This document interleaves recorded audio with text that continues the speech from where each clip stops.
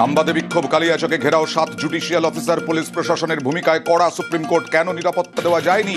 Show cause মুখ্য সচিব, DG, SP, DM.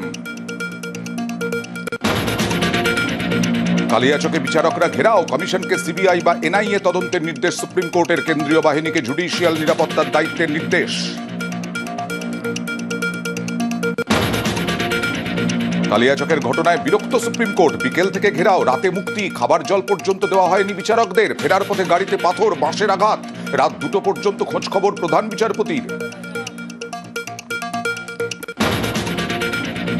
নামবাদে মালদার দিকে দিকে ক্ষোভ, মানিকচকে অবরোধে তুমুল উত্তেজনা। ইংরেজ বাজারে বিক্ষোভ হটাতে গেলে পুলিশের গাড়ি ভাঙচুর, চালকের মাথায় চোট, উত্তপ্ত নারায়ণপুরও। সংখ্যালঘু নামবাদ বিজেপির গেম প্ল্যান, চড়া সুর মমতার। কালিয়াচকের ঘটনায় কেন্দ্রীয় স্বরাষ্ট্রমন্ত্রীকে তোপ দেখে পদত্যাগ দাবি, উস্কানিতে পা না দেওয়ার বার্তা। মাথা গরম করবেন না, আরে ওটা তো পরিকল্পনা, এটাই তো অমিত শাহ চায়। অমিত শাহ চক্রান্তের ব্লুপ্রিন্ট তৈরি করছে। গদ্দারের কথা শুনে এটা বিজেপি প্ল্যান।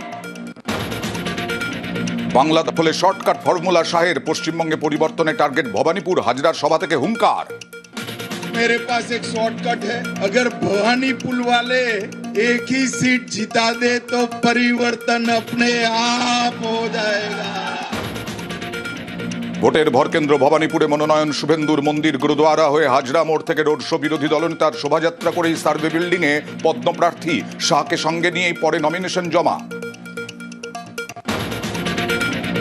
বঙ্গ বিজেপির ইতিহাসে প্রথমবার পদ্মপ্রার্থীদের মনোনয়নে অমিত শাহ। শুভেন্দু সহ দক্ষিণ কলকাতার 3 প্রার্থীর নমিনেশন। হাজরা থেকে রোড শো।